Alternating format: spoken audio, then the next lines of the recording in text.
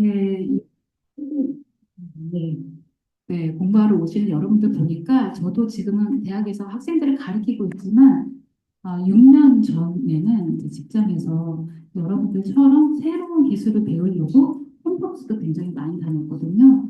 네, 이런 모습을 보니까 네, 마케팅의 미래가 네, 든든한 것 같습니다. 네, 일단은 소개받은 대로 저는 서울예술대에서 디지털 마케팅을 가르치고 있는 김민아라고 합니다. 오늘 만나뵙게 돼서 반갑고요. 그리고 제가 사실은 학교로 온 지 6년 됐는데 그전에는 업계에서 리서치에서 시작해가지고 좀 대형 기획이라고 하는 롯데 그룹 계열 광고 대행사에서 브랜드 컨설팅, 롯데 그 그룹사들 브랜딩을 해주는 작업, 그리고 광고 전략을 짜는 일, 그다음 마지막에는 데이터 이슈가 막 들어오면서 2017, 8, 9년도에는 저희도 이제 대응을 해야 돼서 빅데이터 마케팅 센터를 만들고 센터장을 영위하다가 너무 힘들어서 학교로 가서 이제 학생들하고 디지털 마케팅 생태계를 연구를 하고 있습니다. 근데 오늘은 사실은 제목은 데이터 굉장히 딱딱하고 어렵게 들릴 수 있는데 저는 어려운 지식이나 이론이나 이런 얘기는 차치하고 조금 더 여러분들이 쉽게 데이터 마케팅이란 어떤 일인가 그리고 지금은 여기 리스닝 마인드라고 하는 검색 데이터 툴을 지금 배우러 오신 분들이잖아요. 그 검색 데이터로 데이터 업무를 하시기 전에 어떤 자세로 우리가 데이터를 바라봐야 되는지에 대한 얘기부터 먼저 드리려고 합니다.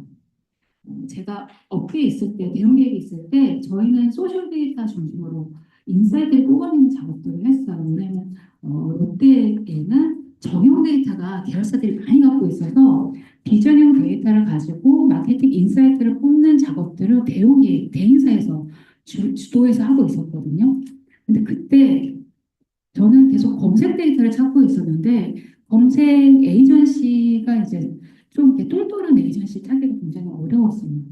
그러다가 학교로 가서 박세웅 대표님을 알게 되고 제2계 출신이라는 것도 알게 되고 마케팅의 그 고도화된 어, 분석, 어, 니즈를 충족할 수 있는 대시보드 를 저도 이제 알게 돼서 저도 사실 여러분들하고 같은 입장에서 이제 저도 작년, 재작년에는 와서 교육도 받고 그랬습니다. 그래서 제가 강의 뒷부분에는 이 데이터를 검색 데이터를 가지고 어떻게 마케팅 커뮤니케이션 전략을 짤 수 있는지 저도 한번 실험을 해보니까 네, 되더라고요. 그 샘플도 같이 곁들여서 설명을 드리도록 하겠습니다.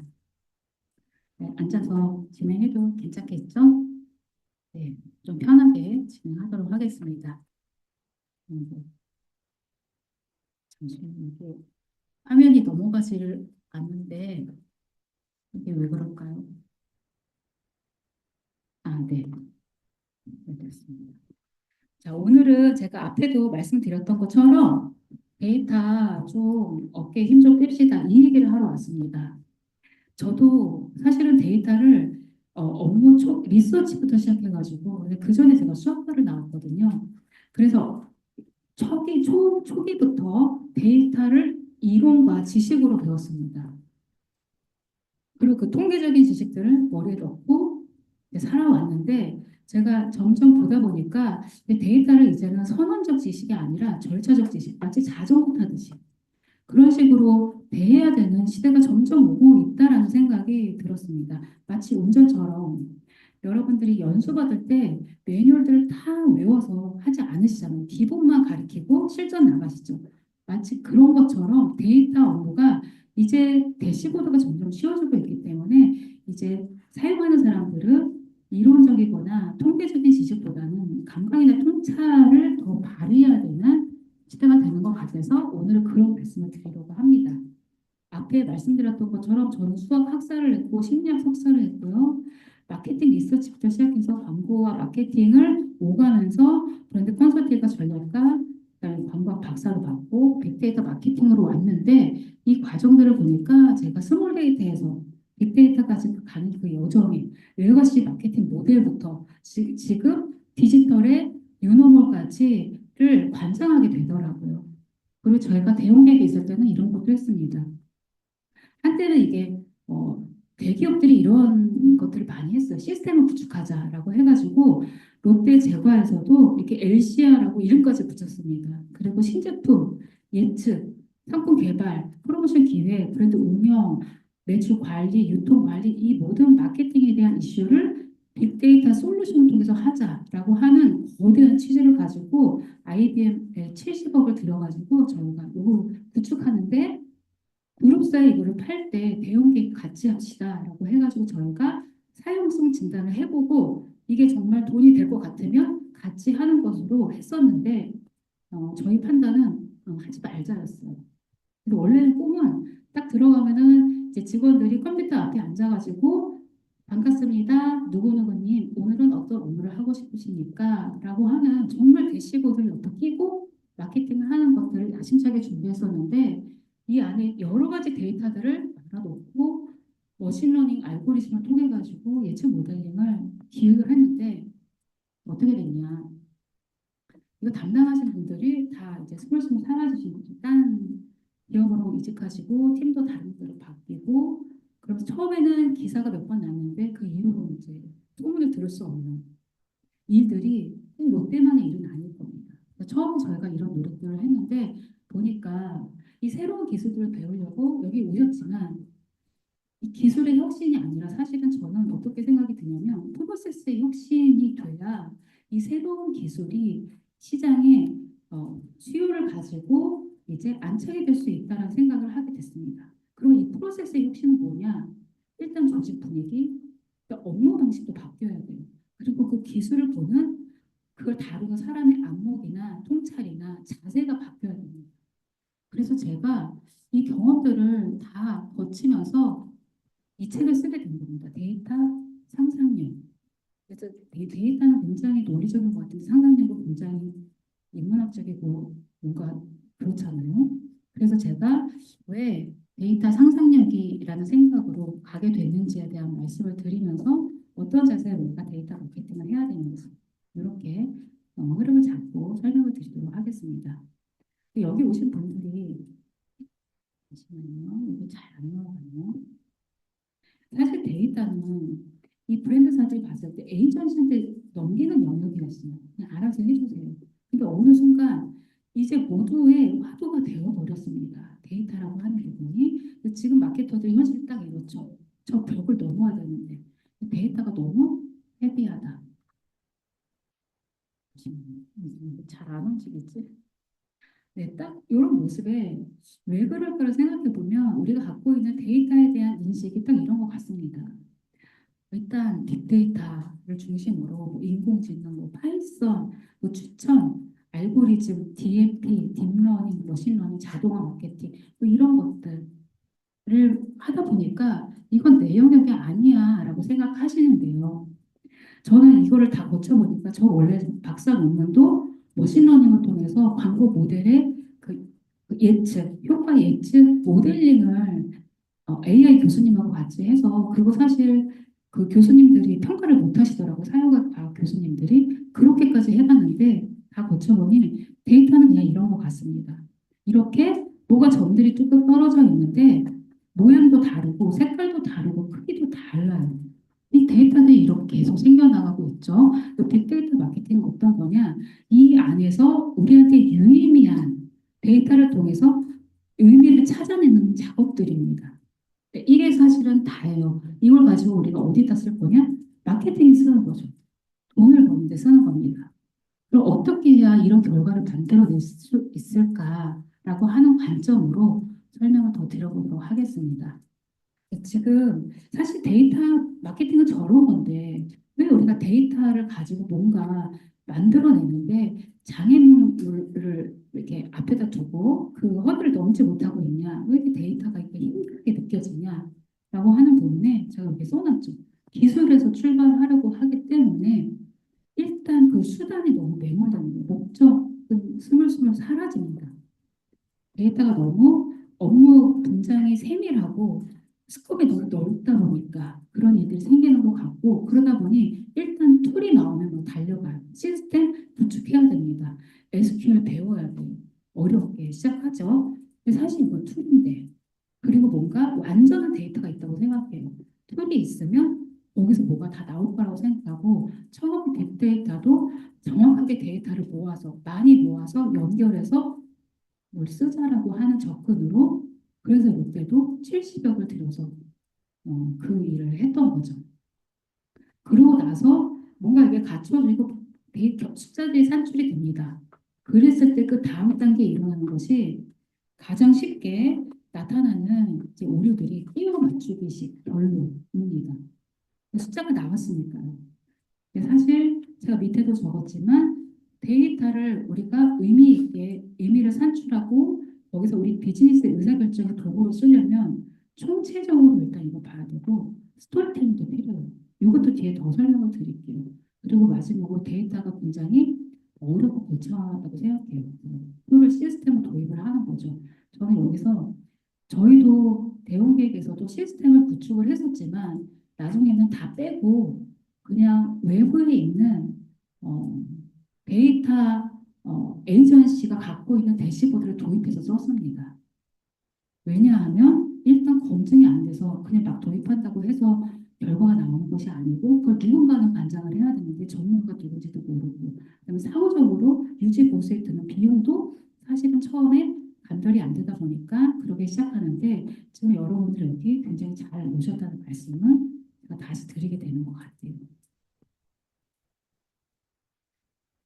네, 제가 말씀드렸던 것처럼 사실 목표만 정확히 잡으면 됩니다. 데이터를 통해서 우리가 해야 되는 부분은 가치를 창출해서 비즈니스 마케팅의 도구로 쓰는 거예요. 데이터를 우리는 돈을 벌어야 되는 거거든요. 내가 데이터를 구축하는 데 돈을 썼다면 지금부터는 지금 툴이 계속 디벨롭이 되고 있고 AI가 더 붙다 보니까 이 부분이 더 빠르게 진행이 될 것 같습니다. 스타벅스가 원두만 가지고 장사하는 게 아니라 매장 분위기를 통해서 프리미엄 가치를 만들었던 것처럼 이제 데이터도 그렇게 여러분들의 수중에 마케팅의 소스로 넘어갈 수 있는 타임이 점점 오고 있다고 생각하고 되고 있어서 어떻게 그런 데이터를 통해서 비즈니스적 가치를 만들 것이냐라고 하는 부분에 좀 더 포커스를 가지고 우리가 역량을 키워야 되겠죠. 그럼 데이터가 가치가 되는 그 길을 한번 훑어보겠습니다. 데이터는 이렇게 점점 떨어져 있는데 마치 이제 예를 들어서 성수동에 사람이 많이 모인다 이런 것처럼 현상들이 떨어져 있는 것들을 보다 보니까 이제 무슨 낱개 정보들이 이제 모이기 시작하는 거죠. 그랬을 때 이게 의미 있는 정보를 만들려면 그 안에서 정보들을 좀 모아야 됩니다.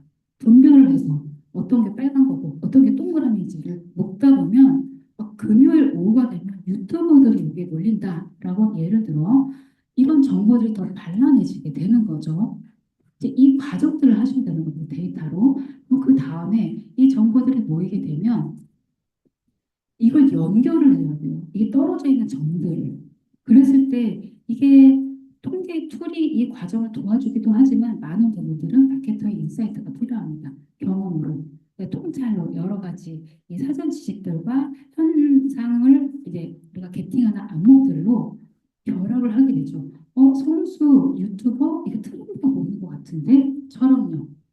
그리고 나서 또 여기서 이 지식들을 가지고 인사이트를 찾아내기 위해서는 뭔가 강하게 방어되는 지점을 찾아야 됩니다. 이것도 사실은 툴이 해주긴 어려운 부분이에요.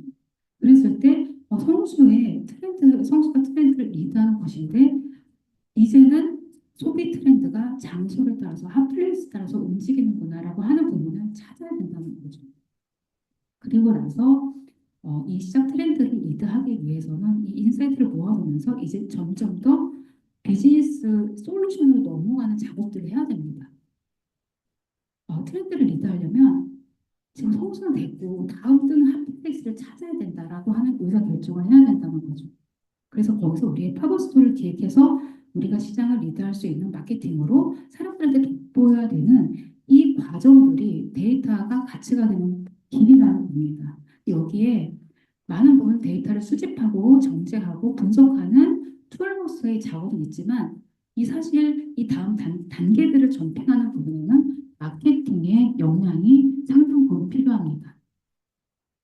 이렇게 봤을 때 데이터가 단순히 툴만 갖고 되는 건 아니구나라는 느낌을 받으셨을 텐데요. 그럼 데이터는 우리가 마케팅에서 도대체 어떻게 비즈니스에 활용할 수 있게 데이터를 바라봐야 되냐라는 거에서 저는 이런 사고를 하나 더 탑재하기를 제안드려요. 우리가 해야 될 부분은 제품을 파는 거죠. 그냥 파는 게 아니라 가치를 붙여서 파는 거죠. 그랬을 때 이 가치는 생산자한테는 우리 제품을 가지고 뭔가 의미 있는 것들을 만들어내는 유니크 셀링 포인트겠지만 소비자한테는 이게 본인들의 욕구를 충족시켜주는 무엇이 돼야 됩니다. 그래서 이 제품을 가지고 판매를 하는데 저 가치 세팅을 그냥 할 수가 없어요. 데이터를 통해서 데이터의 도움을 받아가지고 우리가 가치를 만들고 생산자와 소비자를 연결시키는 작업에 데이터를 활용하는 거죠. 결국 교환입니다. 이게 마케팅의 본질이거든요. 왜 교환이 안 돼? 왜 우리 브랜드가 안 알려지고 왜 안 팔리냐면 소통이 안 되기 때문에 우리가 있다는 것들을 잘 모르고 가치로 안 느껴지니까. 그래서 데이터는 마케터에게 이 소통의 도구로 쓰여져야 됩니다. 그렇지 않으면 숫자 나온 거 분석하고 팩트 찾고 해도 그냥 자위하는 마케팅이 될 뿐이에요. 근데 이거를 놓치면 안 됩니다. 그래서 제가 데이터는 대화의 도구라고 말씀드렸는데 이 대화라고 하는 게 얼마나 어려우냐라고 하는 거를 볼 수 있는 프로그램이 지금 요즘 되게 많이 방송되잖아요. 지금 결혼하신 분들 다 공감하시겠지만 연애하신 분들 다 공감하시겠지만 이렇게 불화가 일어나는 이유는 소통이 안 되기 때문입니다. 일단 언어를 모르고요. 자기 입장에서는 얘기해요. 마케터들이 저지르는 무수한 일이죠. 데이터를 아무리 수급해서 한들 소통이 안 되면 돈만 쓰고 안타까운 일이 이제 생기는 거죠. 그래서 이 프로그램에서도 서로 입장을 이해하기 위해서 이렇게 입장 바꿔보는 심리극을 하기도 합니다. 그래서 여러분들이 데이터를 가지고 마케팅의 도구로 쓰기 위해서는 이 대화의 구조, 마케터와 소비자가 데이터를 통해서 대화하는 방식으로 일을 해야 된다는 것을 기본적으로 인식하고 시작하시는 것을 저는 권해드려요. 이렇게 화성 남자, 금성 여자처럼 마케터, 이쪽에는 마케터가 있고 이쪽에 소비자가 있는 거죠. 그 사이에 간격을 데이터가 메워주는 거다라고 이해하시면 되겠습니다. 과거에는 데이터가 숫자였고 기술이었고 툴이었어요. 기술이 막 들어오니까. 그리고 이거는 내가 할 일이 아니고, 그리고 마케팅 사이드에서도 정량적인 접근을 많이 취해서 KPI를 관리할 수 있는 것이 이제 데이터구나, 퍼포먼스를 관리하자로 진입을 했지만, 점점 더 툴은 쉬워지고 데이터는 많아지고 마케팅은 고도화되면서 이제 그냥 콘텐츠 만들고 매출이 올라갔는지 내려갔는지 우리 걸 봤는지 안 봤는지 이렇게 단편적인 마케팅은 너무 이제 협소하다는 걸 마케팅 분들도 알고 계시잖아요. 그래서 이제 데이터를 흔적으로 보고 그 안에서 소비자 마인드를 찾고 그걸 읽기 위해서 인문학적인 소양이 너무나도 중요한 시대가 됐습니다. 그리고 이제 모든 마케터들이 다 이렇게 하셔야 되는데 이걸 통해서 이제는 조금 더 정성적으로 데이터를 바라보시라고 하는 것을 제안을 드려요. 그래서 단순히 KPI를 관리하는 게 아니라 그 앞전에 어떻게 하면 대화를 통해서 마음을 열고 지갑을 열게 할 수 있을 것인지 제품을 더 나아가서 콘텐츠를 중심으로 이제 소통 관리를 하는 쪽에 데이터를 써야 된다. 모두 데이터 회사를 될 필요가 없지만 그냥 잘 쓰는 데이터를 잘 쓰기만 하면 되는 거죠. 아마 다 알고 계시는 얘기일 수도 있는데 혹시 모를까 봐 제가 다시 한번 짚어드리는 거예요. 데이터를 저는 아직도 소비자하고 그 소비자로 그 장벽을 넘어가는데 데이터라고 하는 도구가 열렸는데 바벨탑을 쌓는 것 같은 방식으로 데이터를 쓰고 계신 것 같아요. 그러니까 툴이 있으면 일단 분석부터 하십니다. 그 문제도 명확하지 않은 상태에서 그럼 어떤 게 우리 비즈니스 목표이고 문제인지를 잘라낼 수 있는 정리부터 먼저 기획부터 돼야 되겠죠. 그리고 그걸 할 수 있는 답을 줄 수 있는 데이터가 어떤 게 우리한테 맞는 데이터인지 선별을 해야 되고요. 데이터가 있냐 없냐 이런 게 중요한 게 아니라 우리한테 맞는 데이터를 선택할 수 있는 안목이 있고 거기서 나온 숫자를 또 읽어낼 수 있는 통찰력, 그 사람의 마음에 있는 그게 제일 중요한 겁니다. 바베타 지금 이제 이쪽에 어, 이 동굴에 플라테의 동굴의 비유죠. 이쪽에 이제 그림자가 있는데 데이터가 떨어뜨린 소비자의 흔적이에요. 흔적이에요. 소비자의 흔적. 우리가 봐야 되는 건 소비자고 실제는 좀 밖에 있죠. 그렇기 때문에 너무 틀에만 의지하지 마시고 여러분들의 감각을 키우시면 되고요. 이렇게 고개를 돌려서 실체를 보려면 이런 메타 인지적인 사고가 많이 필요합니다. 왜냐하면 데이터는 뚝뚝 떨어져 있는 점이기 때문이거든요. 그 점들을 연결하는 역할들을 마케터들이 해야 되는데 메타 인지가 없으면 내가 보는 게 전체를 보는 건지 부분을 보는 건지 알 수가 없습니다. 그래서 이제 이런 역량이 일반 마케터들이 데이터를 가지고 일을 할 때 이제 필요한 역량이 되는 거죠. 숫자를 다루고 통계를 하고 분석을 하는 것 외에도 사실 그거는 도와주는 팀이 다 있으니까요. 그래서 이걸 하기 저는 메타인지 데이터에서 메타인지적인 사고를 하기 위해서 데이터를 바라볼 때는 인코딩, 디코딩 이게 대화거든요. 언어로 영어가 안 되는 건 내가 영어라고 하는 랭귀지에 대한 코드를 잘 해석을 못하기 때문인 것처럼 소비자가 데이터를 통해서 흔적을 남기고 그 안에 욕구와 관심사를 이렇게 뿌려놨는데 그걸 우리가 디코딩을 못하면 사실은 데이터 마케팅은 의미가 없는 것입니다. 그리고 그 흔적을 보면 우리가 데이터 종류가 너무 많아요. 거기에는 관심사도 있고 행위도 있고 감정도 있고 신체에 대한 반응도 있고 그다음에 지금 로그 데이터 다 모아가지고 우리가 소비자 족적들을 지금 다 쫓아다니고 있잖아요. 그냥 인문학입니다. 사람을 이해해야 돼요. 그래서 제가 실질적으로 어 잠시만요. 다시 실질적으로 머신러닝하고 AI 그 교신 통해서 제가 광고 모델 그 효과 예측 모델링을 만들 때도 그분이 제가 원래는 학교로 안 가고 빅데이터 그 MBA 과정으로 가려고 했는데 그분이 저한테 너는 마케터니까 인문학을 공부해라라고 말씀하셨는데 그때는 제가 그걸 잘 이해를 못했는데 지금은 알겠습니다. 자, 그러면 데이터를 가지고 굉장히 다양한 사람들의 흔적들이 지금 동그라미, 네모, 세모로 막 떨어져 있는데 그걸 통해서 어떻게 우리가 흩어진 점을 연결할 것인가에 가장 그것도 이제 조금 더 우리가 이해하기 쉽게 결국 사람을 이해하는 건데 사람을 어떻게 이해하냐? 요즘 인기 있는 프로그램 나는 솔로 있잖아요. 보면은 처음에 나왔을 때 첫인상 갖고 평가를 하는 거랑 이 사람들 신상 공개가 된 다음에 평가가 바뀌는 거랑 극명하게 차이가 납니다. 이 신상 정보, 이 맥락 정보는 이 실체를 파악하는 데 굉장히 중요한 정보가 돼요. 그래서 흩어진 점들을 우리가 연결해서 실체를 찾아낼 때 이 맥락 단서를 찾고 맥락을 이해하는 것은 굉장히 중요합니다. 그래서 어센트 코리아에도 그 맥락에 대한 인사이트가 마케팅에서 굉장히 중요해진다라고 하는 이야기를 CEP라고 하는 개념으로 담아서 설명을 해주고 있죠. 들어보셨는지 모르겠습니다. 카테고리, 엔트리, 포인트. 어떻게 하면 내가 침대를 팔아요. 사람들로 하여금 침대에 관심을 갖고 그 사람 일상 속에서 침대 지점으로 들어갈 수 있을 것인지에 대한 맥락들을 찾아가지고 우리가 마케팅에 연결하는 작업들을 이제 데이터로 해야 된다는 얘기인데 검색 데이터를 가지고 예를 들어보면 성수동에 맛집을 투어하는 어떤 그 행위들이 이제 찍혔어요. 근데 이 사람이 도대체 성수동 맛집을 왜 검색하냐라고 하는 것을 봤을 때 맥락을 모르면 마케팅을 하기가 굉장히 어렵다는 얘기입니다. 친구들하고 모임을 위해서 성수동 맛집을 검색했는지 아니면 요즘에 성수동 뜬다고 하니까 마케팅 투어 많이 하세요. 대표님들이. 그래서 맛집을 검색했는지 데이터 코스인지 아니면 한국에 관심이 있는 사람들이 성수동에 뜨니까 한국 관광을 하러 오는지에 대한 그런 맥락들을 알아야 우리가 실체를 파악할 수 있고 마케팅을 거기에 맞게 할 수 있다라고 하는 그런 부분에 데이터의 의미를 찾아야 된다라고 하는 말씀이고요.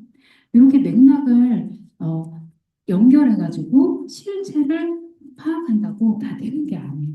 아까도 말씀드렸던 것처럼 데이터 분석은 마치 이런 작업입니다. 우리가 모든 데이터를 다 수집해가지고 분석할 수가 없기 때문에 우리가 수집한 데이터가 전체의 일부일 거예요. 그러면 통찰이 굉장히 중요한 역할을 하게 되는 거죠.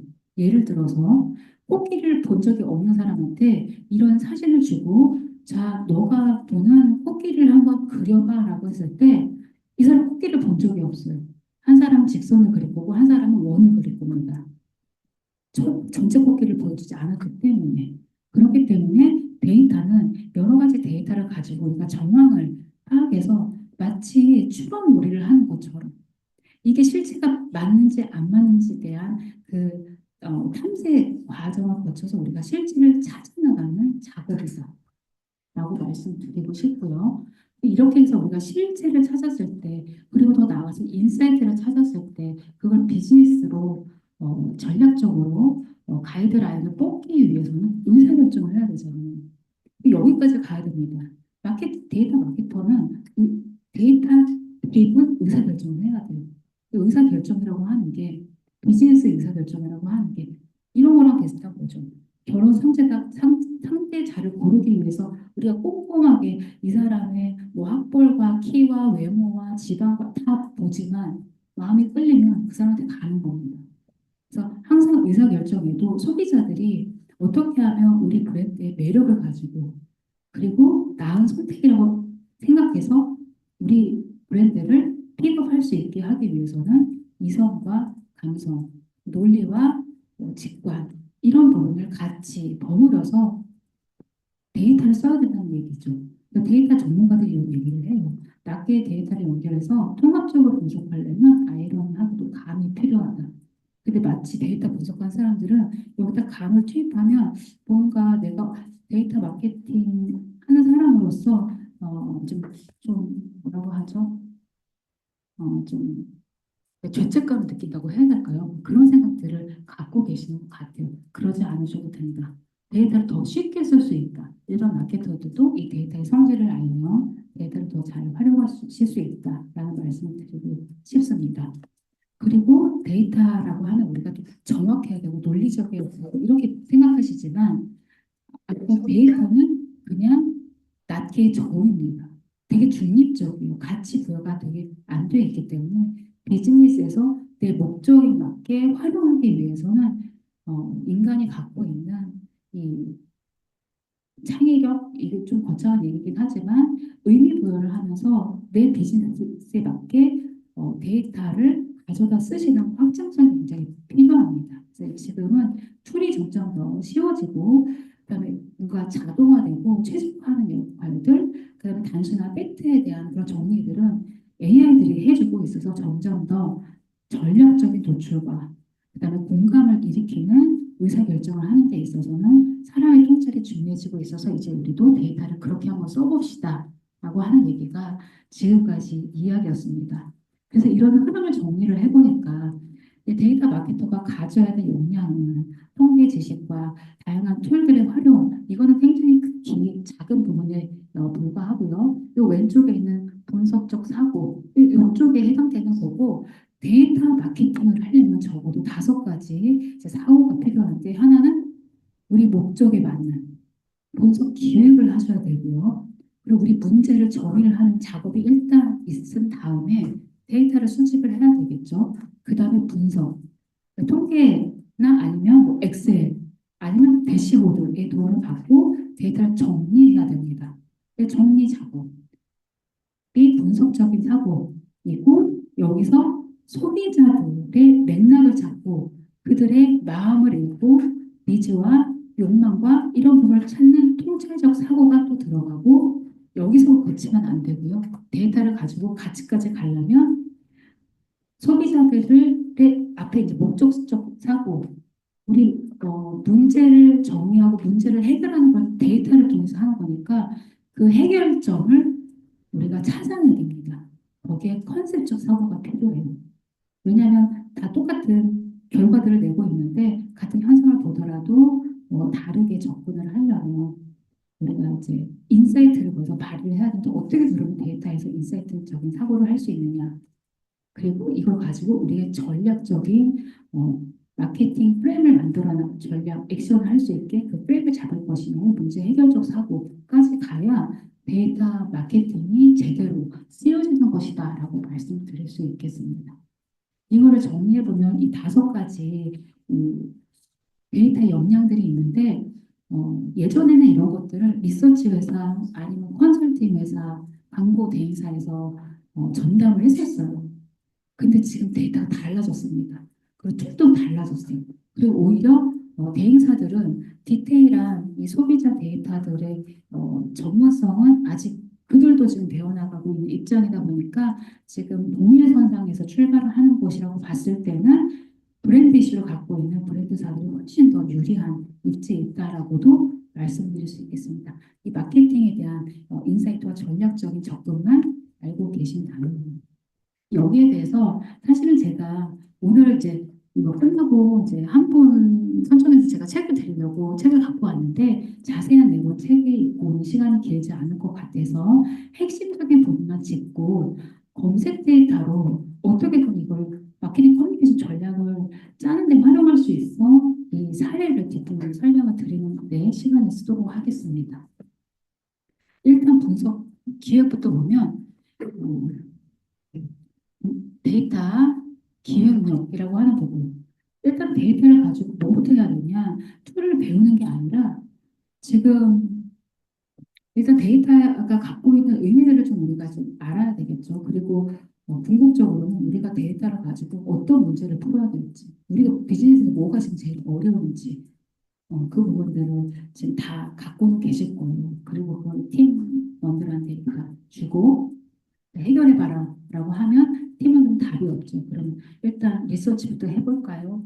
자료 수집부터 해볼까요? 이렇게 들어가잖아요. 그런 부분입니다. 근데 지금은 데이터들이 여러 가지 데이터들이 준비되어 있기 때문에 일단 데이터 마케팅을 한다고 했을 때 마치 이런 거랑 같은 거예요. 저 냉장고는 부탁해처럼 자, 연예인의 냉장고를 열었을 때 재료가 있습니다. 그리고 이걸 가지고 요리를 해야 돼요. 데이터는 있어.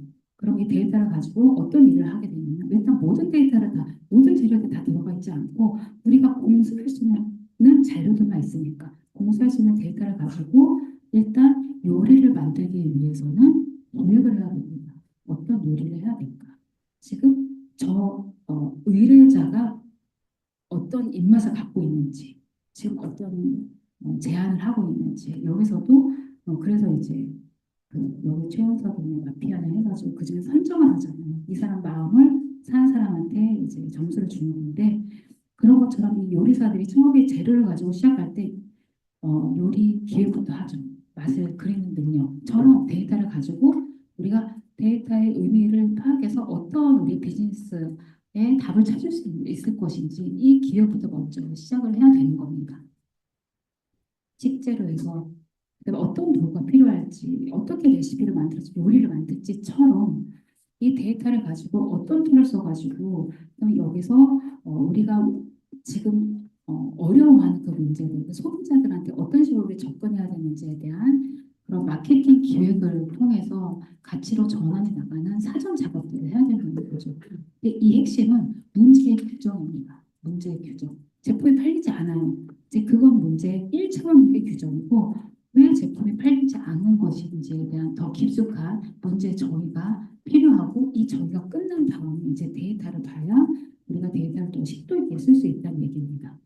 자, 그러면 여기서 문제와 답, 이 사이에서 데이터가 도구로 쓰여지는 건데 데이터가 단순히 현상만 얘기해서는 그냥 팩트 전달밖에는 안 돼요. 소비자들한테 그냥 그 나물의 그것 같은 하루밖에 안 되기 때문에 인사이트 솔루션으로 가야 문제에 대한 진정한 원인을 해결해 줄 수 있는 답을 찾을 수 있고 그때 소비자들이 우리 브랜드를 통해서 우리 브랜드의 그 메시지 움직이게 되는 겁니다.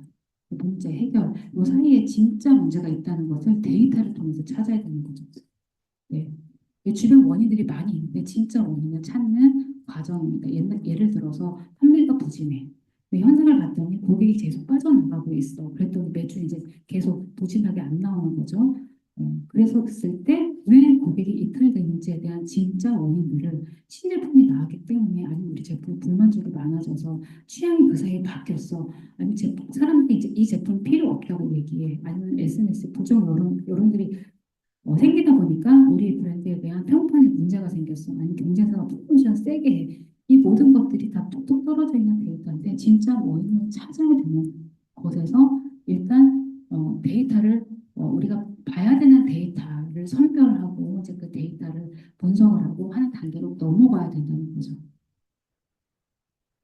데이터는 너무 많고 그다음 우리는 실체를 알 수 없기 때문에 기획 단계가 필요하다는 얘기입니다.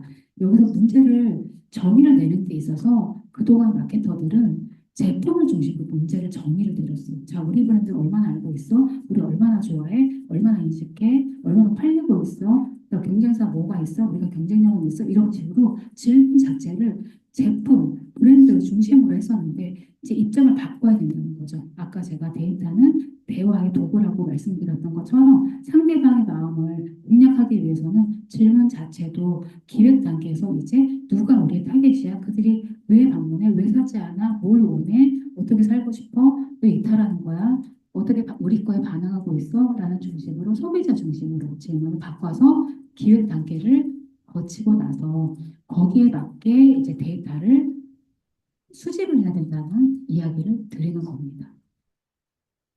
그래서 툴만 주면 사실 뭘 해야 될지 몰라요. 왜냐면 기획이 안 되기 때문에. 그리고 이제 그 데이터도 굉장히 많죠. 그리고 이제 데이터 분석을 하는 데 있어서 고객을 중심으로 데이터를 연결하라고 얘기를 하고 있는데 여기는 이제 짧게 빠르게 얘기를 드리도록 하겠습니다. CDP라는 얘기 들어보셨을 거예요. 고객 중심으로 데이터 다 연결해라.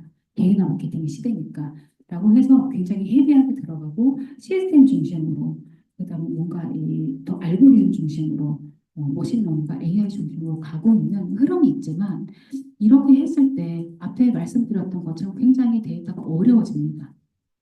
쉽지도 않고 비용도 많이 들고 시간, 능력 너무 많이 들고 더 나아가서 이렇게 구축한 고객 중심의 데이터 시스템은 CRM을 하기에는 굉장히 유리해요. 근데 우리 고객 관리, 근데 신규 고객 유치하는 좀 한계가 있습니다. 새로운 고객들은 우리 데이터 풀에 없거든요.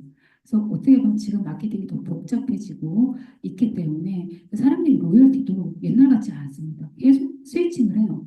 그렇기 때문에 신고객을 유치하는 전략이 굉장히 중요해지기 때문에 데이터도 조금 더 현명하게 수집을 하셔야 돼요. 고객을 중심으로 여정을 봤을 때 다양한 동료의 데이터들이 있지만 이것도 이제 구글에서 정리한 자료를 가지고 왔는데 사실은 뭐 검색 데이터도 있고 로그 데이터, 구매 데이터, CRM, 리뷰, 소셜 데이터 굉장히 많습니다만 이 중에서 굉장히 브로드하게 활용할 수 있는 부분이 저는 검색 데이터라고 생각이 들어요. 사람들이 요즘에 제품 탐색할 때 다 검색합니다. 구입할 때 다 검색부터 시작해요. 그리고 사용 후기도 검색으로 들어가서 물어봅니다. 그렇기 때문에 검색은 초반에만 있는 것이 아니라 이 중간 후반까지도 모든 것들이 디지털 베이스가 검색 엔진으로 우리가 이루어져 있기 때문에 검색의 사실 범용성이 굉장히 넓은 거죠. 그래서 소비자 중심으로 데이터를 보는 데 있어서 목적에 맞는 데이터를 찾는 작업들이 이 선반에서 중요한 부분입니다. 근데 아까 말씀드렸던 것처럼 우리가 대화를 하는 데 있어서 상대방의 니즈를 알아야 돼요. 이거 이성 꼬시기랑 굉장히 비슷합니다. 소비자 꼬시기. 그럼 우리가 갖고 있는 데이터를 가지고 정보를 막 주는 게 아니라 뭐가 궁금한 거를 중심으로 얘가 무슨 만화에 관심이 많아. 그럼 우리가 내가 이제 신입사원이 내가 애니 추천해 줄까? 이렇게 던지잖아요. 그런 것처럼 소비자의 보이스가 있는 데이터를 통해서 소비자의 관심과 인사이트가 많이 묻어나는 데이터를 통해서 우리가 마케팅을 하면 더 효율적입니다. 그리고 실질적으로 이 데이터 풀에서 기업이 만들어낸 데이터는 30%인데 70%가 소비자가 만든 데이터라고 얘기를 하고 있어요. 이것도 10년 전에.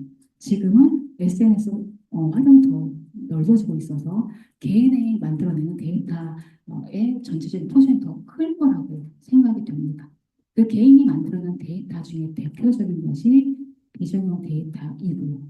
그 검색, 소셜, 이 데이터가 갖고 있는 성질이 다른데 검색 데이터는 개인 중심으로 관심사가 구성되어 있고요. 소셜 데이터는 여러분들 다 SNS 하시겠지만 나를 드러나기 위해서 사회적 자아가 많이 묻어나는 데이터입니다. 그래서 개인적으로 관심과 니즈, 욕망을 탐색하기 위해서는 그 진짜 그들의 의도를 찾을 수 있는데 검색 데이터가 유용해서 제가 업계에 있을 때도 검색 데이터를 계속 찾고 있었고 데이터를 이렇게 내부 데이터, 외부 데이터, 비정형 데이터, 전용 데이터 각각의 용도가 다르기 때문에 그것을 잘 선별해서 우리 목적에 맞게 수집을 하시면 되고 그런 다음 수집된 데이터를 가지고 이제 분석으로 넘어가야 되는데 분석은 어떤 일이냐? 이건 이제 현상을 정리하는 실제를 파악하는 게 분석입니다.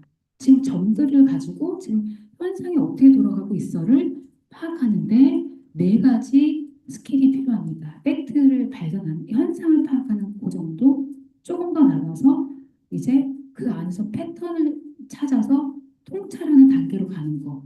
그리고 이 데이터들의 움직임을 보면서 이제 앞으로 시장이 어떻게 움직일 것인지 트렌드를 예측하는 거.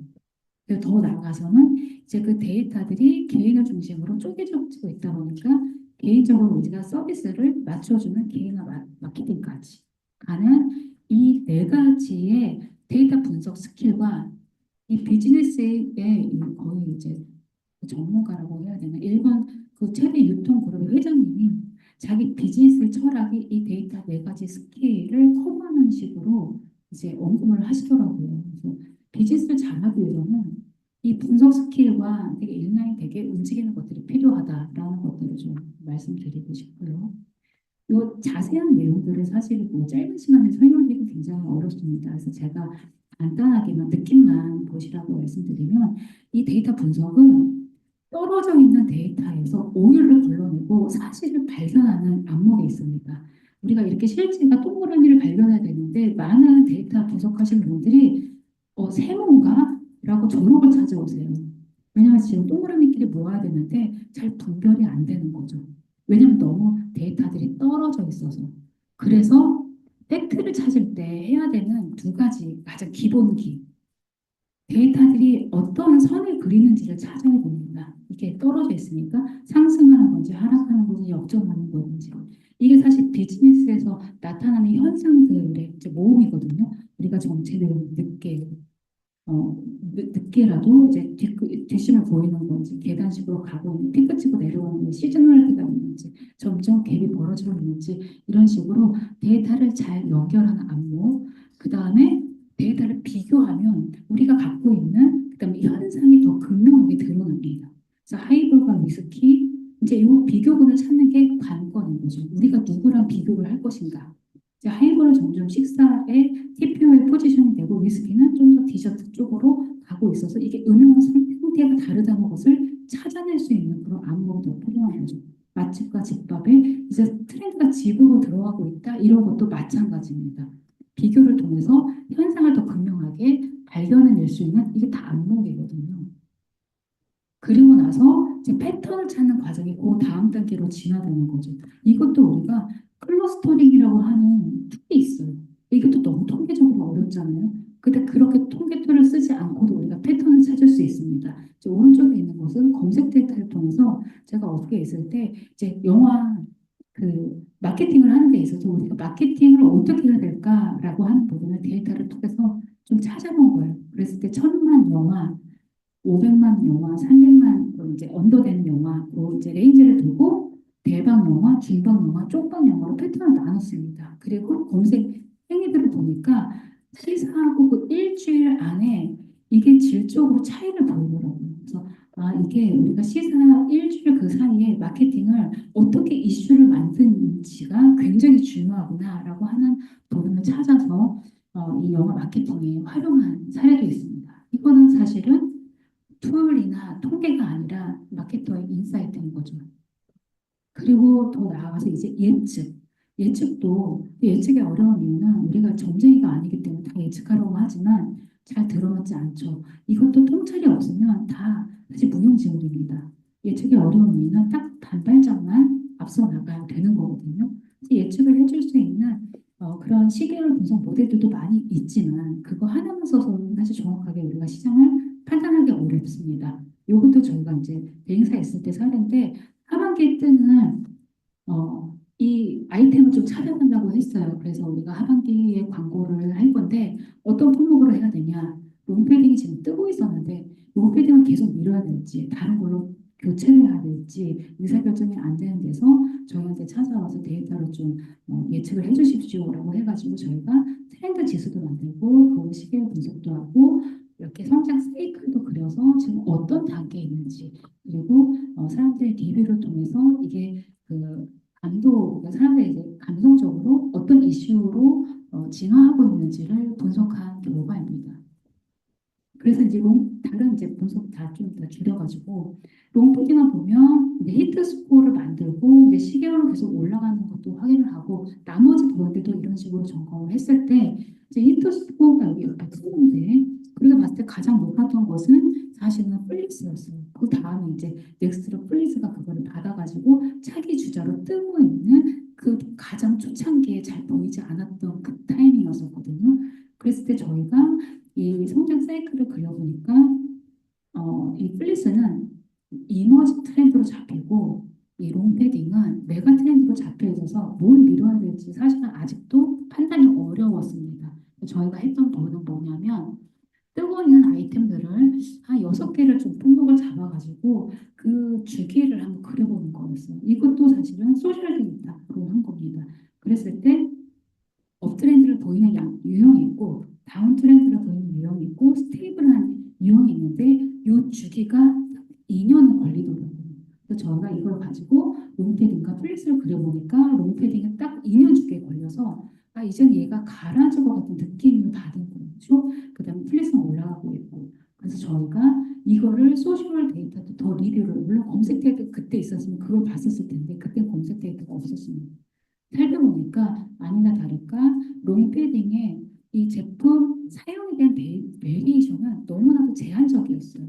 제품 품목도 그렇고. 근데 플리스는 다양한 소셜과 그다음에 그 스토어에서 제품이 이미 분화가 되고 사용의 TPO가 다 채워지고 있어서 저희가 거기서 사인을 얻고 넥스트로는 이제 플리스로 가되 이제 롱패딩은 조금 더 이제 스테디 트렌드로 넘기면서 프리미엄 라인으로 뽑으십시오라고 이제 어, 제안을 한 사례가 있습니다. 그러고 나서 그 다음 신문 기사에 롱패딩 지고 있다라고 바로 그 몇 달 뒤에 기사가 뜨더라고요. 그래서 이런 식으로 이 분석을 하는 데 있어서 마케터의 감각이 굉장히 중요하다.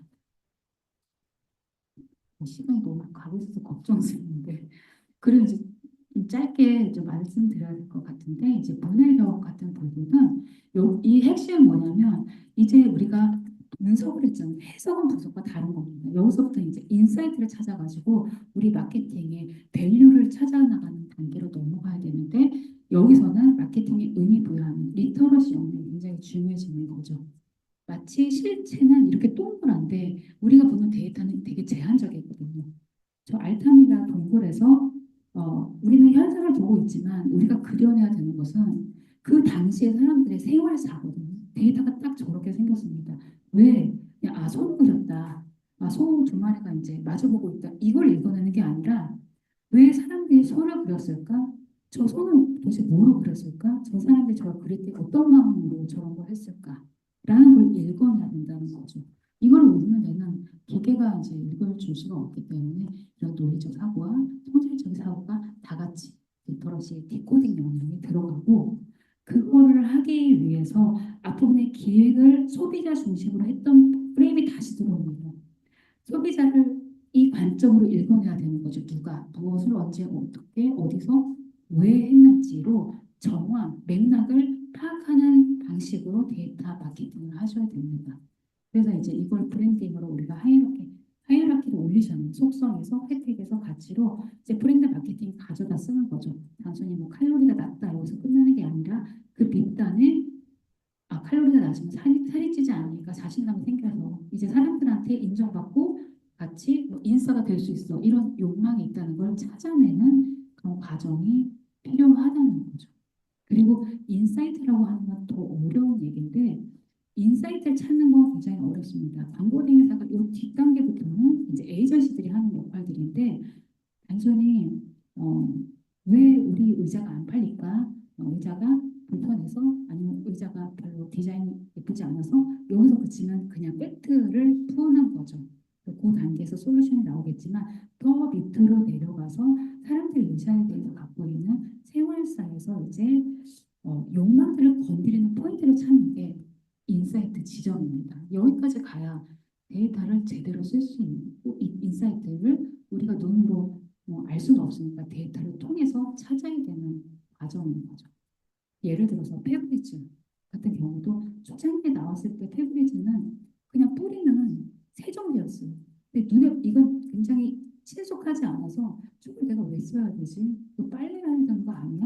라고 하는 인식과 사람들의 욕망과 이런 이제 괴리들이 있을 때 사람들의 그 고정관념은 빨래는 이거 세탁으로 빨아야 깨끗한 거지. 저거 칙칙 뿌린다고 저기 뭐 냄새 없어진다고 이게 정말 효과가 있을까라고 하는 의심에서 그 밑으로 들어가 보면 사람들이 빨래는 그러니까 저거는 냄새가 나겠지 여전히 더러움이 남아 있어서 청소를 도우려고 하고 애를 쓰지만 실질적으로는 저사람은 좀 알고 보면 실질은 더러운데 그냥 겉으로 그냥 빠르게 그 메이크업 하려고 하는 사람이야 라는 이 불편한 이 죄책감이 사로잡히고 있다는 그 지점까지 읽어야 여기서 이제 인사이트가 나오면서 솔루션으로 넘어간다는 얘기를 드리는 겁니다. 이거 자세하게 설명드리면 시간이 많이 걸리니까 제가 이제 이런 얘기들은 좀 책에다 더 어떻게 하면 데이터를 가지고 사람들의 마음을 읽어내는지에 대한 부분은 좀 담아봤습니다.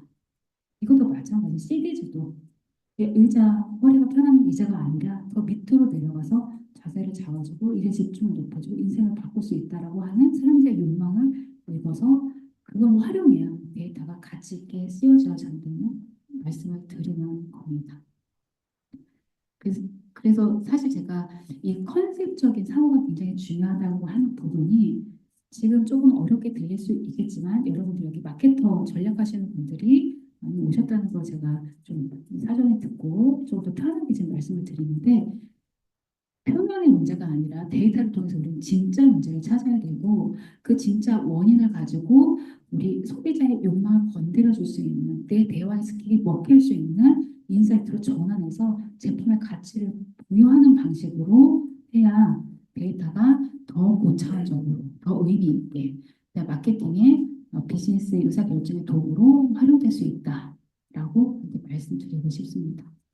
그리고 마지막에 이 창의력에 대한 부분은 제가 굳이 왜 창의력이라고 붙였냐?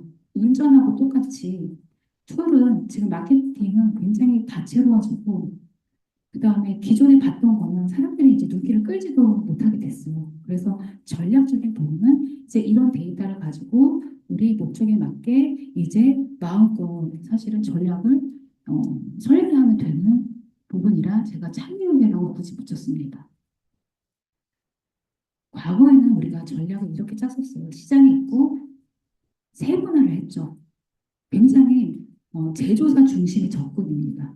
시장을 쪼개서 경쟁사 우위를 찾아가지고 우리 땅 여기서 우리는 수익을 만들 거야 라고 하는 접근으로 마켓시어를 높이는 방식으로 STP를 썼었죠. 근데 지금은 이런 접근이 굉장히 되게 제한적입니다.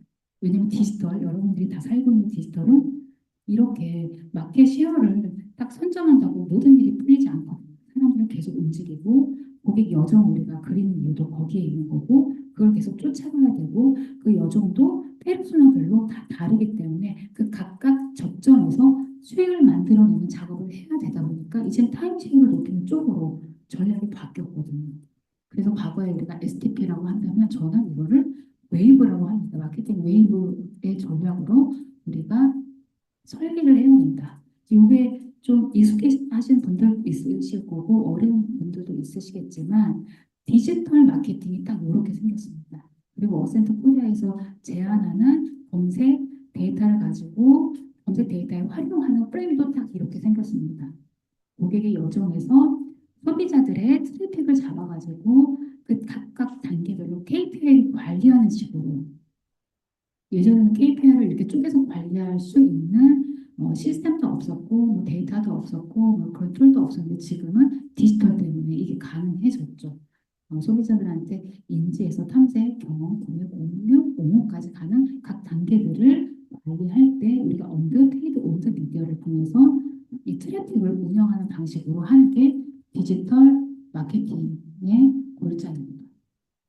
그래서 전략적인 부분인데 전략의 틀은 저는 이렇게 정리를 이게 제 나름대로 이제 저도 이제 과거부터 현재까지 오면서 이렇게 정리가 되더라고요. 일단 STP를 통해서 수요를 정리를 해야 됩니다. 수요를 찾는 작업들, 가치를 창출해서 우리 제품과 브랜딩에 하는 이 작업들이 한 꼭지로 있고 그 다음에 2단계, 3단계는 디지털을 통해서 소비자에 접근하는 단계로 트래픽을 설계하고 기획 관리를 하고 이렇게 체류시키고 유지시키고 우리 이제 플랫폼까지 가면서 디지털 마케팅과 플랫폼 통해서 우리 사이트에 고객들이 올 수 있도록 타임쉐어를 높이는 작업으로 하는 이 3단계가 지금 현실의 마케팅인 것 같습니다. 그리고 이제 저도 책 홍보는 아니지만 학교에 와서 이 연구를 하면서 처음에는 플랫폼에 대한 책을 썼었고 그다음에 재작년에는 이 디지털 마케팅에 대한 책을 썼었고 올해는 이걸 정리하면서 데이터로 아 이게 가능하구나라고 하는 정의가 이렇게 되더라고요. 그리고 이것들을 하는 데 있어서 데이터가 필요한데 지금 저는 학교에 이제 제가 그때 대응 기획이 있을 때 하지 못했던 검색 데이터를 가지고 리스닝 마인드를 통해서 학교 학생들한테 이제 이런 과정들을 가지고 마케팅 전략을 짤 수 있다는 것을 수업을 통해서 도입을 하고 있습니다. 그리고 이제 지금 올해부터 이제 할 예정이고 작년에 한번 이 툴을 가지고 써봤어요. 그랬더니 이제 3학년 학생이랑 저희는 전문대인데 전문예술대 전문대학교에 광고 전공 3학년 학생을 가지고 이걸 써서 캠페인 기획서를 써보니까 이게 다 되더라고요. 여러분들이 이제 대행사에 맡겼던 업무를 실질적으로 이런 안목을 가지고 있으면 하실 수 있을 것으로 저는 감히 말씀드립니다. 3학년 학생이 했던 자료도 제가 뒷분 좀 보여드릴 텐데 어떤 의견을 줬냐면 시간, 노력 대비 데이터 분석이 아주 쉬웠다. 소비자 중심의 데이터를 확보할 수 있었다. 검색 키워드로 소비자가 고민하는 실질적인 답을 찾을 수 있었다. 디지털 여정에 맞게 IMC 전략을 짤 수 있었어요. 컨텐츠 개발이 더 효과적인 것 같아요라고 학생의 의견을 주더라고요. 그래서 앞부분에 이 부분은 제가 책이 더 자세하게 이 1단계 STP 전략에 대한 질문들을 좀 모아놓은 건데 이것들을 가지고 이제 2단계, 3단계도 있습니다. 제가 실질적으로 했던 사례를 짧게만 맛보기로 보여드리겠습니다. 이렇게 쓸 수 있는 겁니다. 이제 와이즐리라고 하는 면도기 브랜드가 있어요. 이게 날 면도기를 주로 하는 거고 가격도 굉장히 저렴합니다.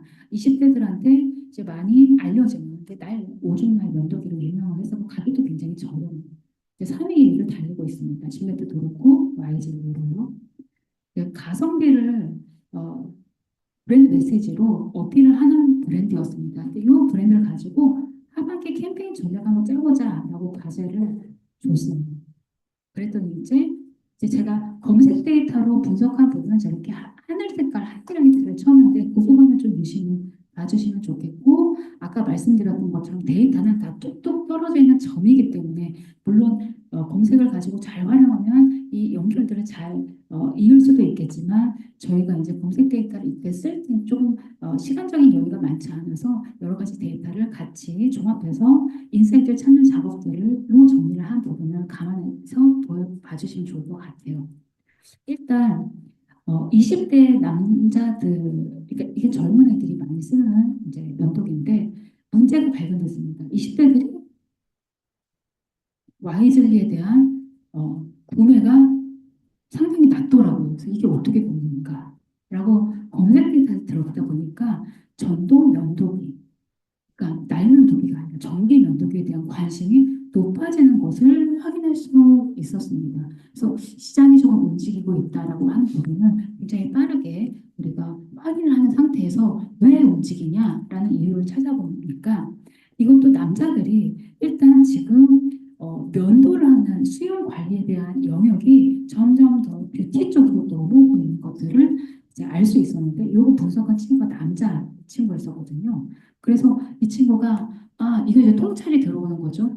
지금 면도기가 이 뷰티 시장 쪽에서 이 수영 관리가 굉장히 중요한 이슈가 되고 있다인데 왜 그러면 날 면도기를 떠나는 거는 얼굴에 상처가 나기 때문이에요. 이런 얘기를 하더라고요. 그래서 저희가 검색에다가 이 상처에 대한 부분, 날 면도기가 갖고 있는 컨선이 뭐가 나타나는지 보니까 정말로 면도기 상처, 그다음 면도기 무슨 후시딘 상처 치료에 대한 그 검색 흐름이 굉장히 중요하게 잡히고 있는 부분을 확인할 수 있었습니다. 이것도 굉장히 빠르게 우리가 데이터를 통해서 소비자들이 어려워하는 그 배리어를 찾을 수 있었던 거고요.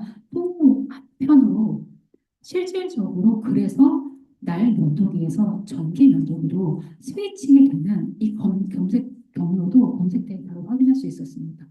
전기에서 날로 들어오는 경로보다 날에서 전기로 빠져나가는 경로가 더 높게 잡히고 있어서 저희가 이 부분을 확신을 할 수 있었고, 그래서 우리는 날 브랜드이기 때문에 젊은 학생들한테 날이 잊혀지고 있다라고 하는 부분에서 날의 의미를 찾는 것으로 우리 문제를 다시 규정했습니다. 날을 다시 리포지셔닝을 해야 되겠다. 그리고 지금 이 젊은 세대들한테 이 면도기라고 하는 게 이 피부 관리에 중요한 또 아이템이 되고 있다 보니까 이제 이 면도기를 피부 관리라고 하는 차원에서 다시 한번 봐보자라고 하고 이 맥락을 다시 변경해서 날의 이 면도기 의미를 찾아보기 시작했습니다. 이것도 다 통찰이 필요한 거죠. 그랬을 때 이 사람들이 면도기를 관리하는 데 있어서 어떤 루틴이 나타나고 있냐면 이 날을 세척하고 교체하는 작업들이 반드시 필요한데 이 날 면도기는 그게 굉장히 쉽지만 전기 면도기는 워낙 비싸기 때문에 날 관리에 소홀한 그런 이제 좀 마음가짐이 있는 것을 확인할 수 있었는데요. 아이고, 잠시만요. 그래서 사실 실제로 보면 피부를 관리하는 데 있어서 전기 면도기가 나중에 궁극적으로는 트러블로 연결된다고 하는 부분은 이 부분도 여러 가지 데이터를 통해서 저희가 좀 확인할 수 있었습니다. 일단 좀이 저변을 좀 확인을 해보고 이거 나중에 데이터로 다시 검증을 했었는데 이 날 관리가 소홀해지면 면도기가 오염이 돼서 피부 문제를 발생하게 되고 저희가 세운 가설은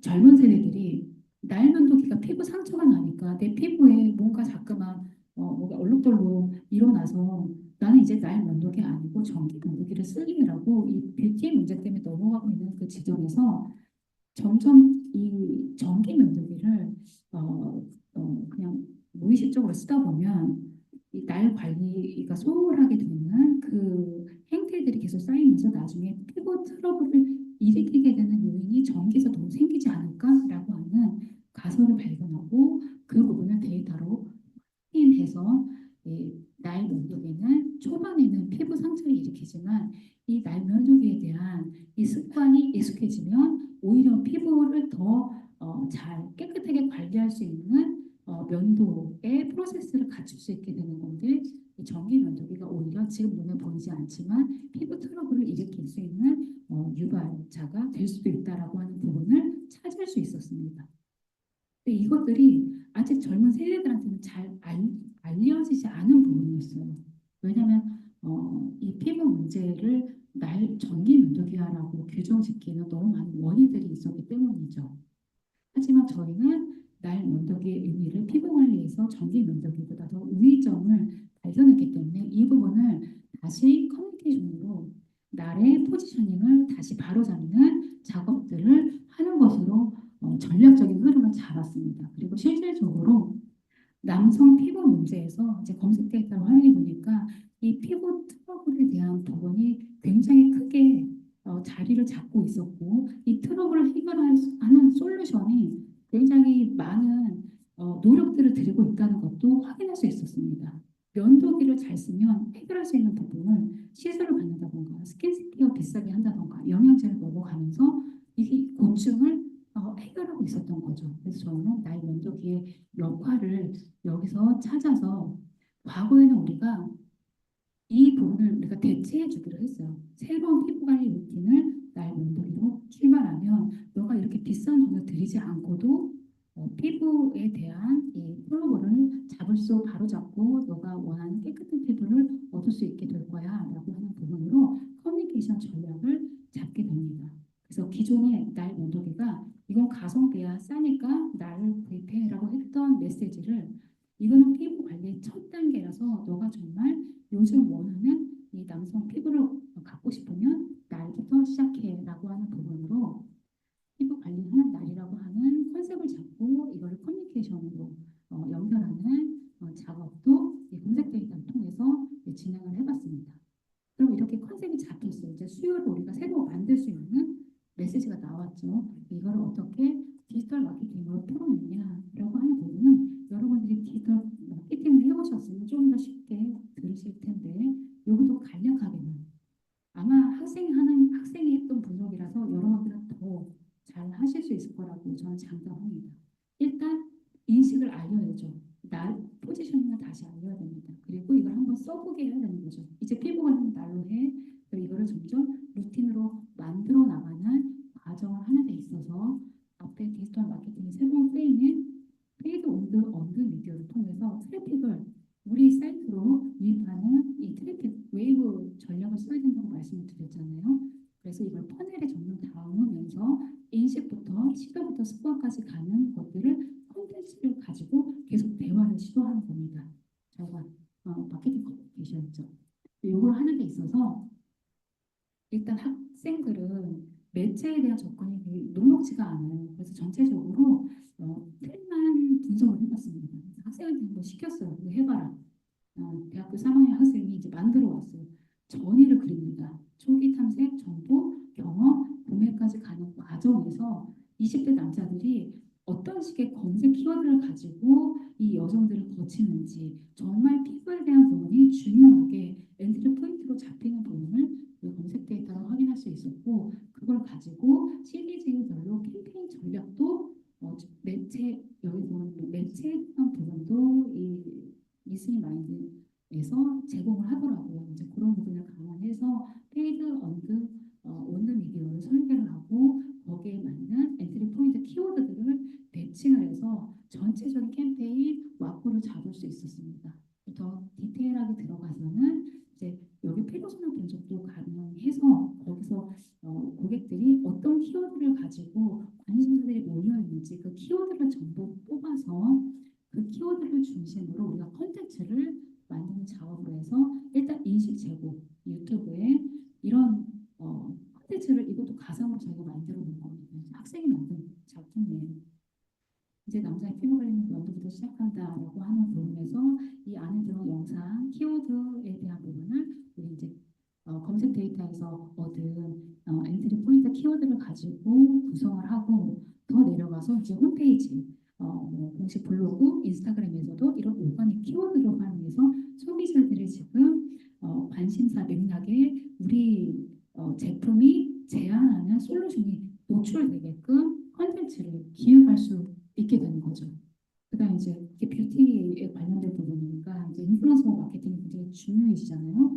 인플루언서 도입해서 새로운 이 면도기의 새로운 사용법을 알리는 데 있어서 인플루언서로 하여금 이제 키워드를 우리가 줍니다. 그리고 이런 메인 키워드, 서브 키워드, 뭐 해시태그 관리 같은 것도 검색 키워드가 있으면 훨씬 더 작업하기가 쉽더라고요.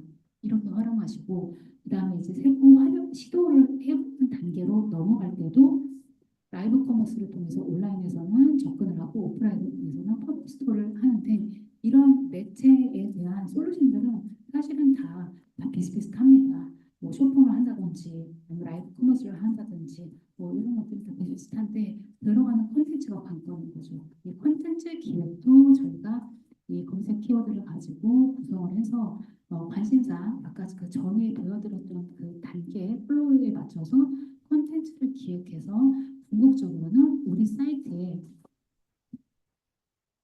올라가는 컨텐츠를 가지고 CRM 마케팅을 할 수 있도록 세일즈 키트를 만들어서 이 날과 뷰티 이 상품을 같이 조합해서 이 트러블 없는 날, 나를 내 피부 관리 케어하는 날로 점점 우리 포지셔닝, 이 YZ가 뷰티의 첫 단계라고 하는 제품이라고 하는 것들을 포지셔닝을 하고 그것들을 유행하고 계속 우리랑 같이 멤버십을 맺을 수 있도록 우리 사이트에서 이런 식으로 콘텐츠를 또 해볼 수 있었습니다. 이것도 이제 제안이고요. 플랫폼 관리, 커뮤니티 관리도 마찬가지고 사실 디지털에 접점이 너무 많은데 관건은 컨텐츠 있죠. 컨텐츠를 어떻게 기획하느냐에 따라서 고객들이 우리랑 같이 할 것이냐 떠날 것이냐가 결정되기 때문에 플랫폼도 우리가 요새 매거진을 만들어가지고 이제 그 뷰티에 관련된 남자들의 이슈까지 관장하게 되면 우리 플랫폼도 충분히 검색 데이터를 활용해서 기획이 가능하다. 사실은 짧게 마케팅 커뮤니케이션에서 어떤 식으로 우리가 소비자들의 문제와 그 욕구와 그걸 다시 우리 제품의 인사이트를 돌려가지고 전략으로 넘어가는 이 작업들을 짧게 말씀드렸는데 대행사에 계신 분들은 더 쉽게 이제 검색 데이터를 가지고도 저렇게 마케팅 커뮤니케이션 짤 수 있구나. 그리고 브랜드 사이에서도 우리가 의뢰를 하지 않고도 안에서 설계를 잘하면 이 데이터를 더 풍부하게 활용할 수 있구나라는 생각들이 들었으면 하는 바람으로 제가 이렇게 말씀을 드린 거고요. 또 마지막으로 어, 아이신타임이 이렇게 멘트를 남겼습니다. 예, 그 과학자들이 이론과 공식을 만들어내는데 이 사람 천재 물리학자죠. 본인이 만든 이론은 그 이론에만 기대는 게 아니라 신상이 자기는 먼저 보인다고 해요. 이런 현상들에 대한 통찰을 통해서 이런 원리들이 있을 거라는 신상이 느껴지고 그거를 데이터로 가설 검증으로 검증을 하는 거죠. 그래서 이런 심상 작업이 없으면 세상을 이렇게 어, 바꿀 만한 새로운 이론들이 나오기 굉장히 어려웠을 것 같습니다. 그래서 이런 관점을 봤을 때 데이터를 가지고 데이터에서 출발하는 게 아니라 역으로 우리는 소비자에서 출발을 해서 그걸 가지고 데이터로 우리의 전략에 맞는 밸류를 찾아내는 도구로 데이터를 쓰시는 게 더 적합한 그리고 지금 시대에 맞는 그리고 앞으로는 이런 식으로 데이터 마케팅이 흘러나갈 것이라는 확신을 가지고 네, 오늘 이렇게 길지만 좀 어렵지만 네, 한 시간 잘 받아서 말씀을 드렸습니다. 네.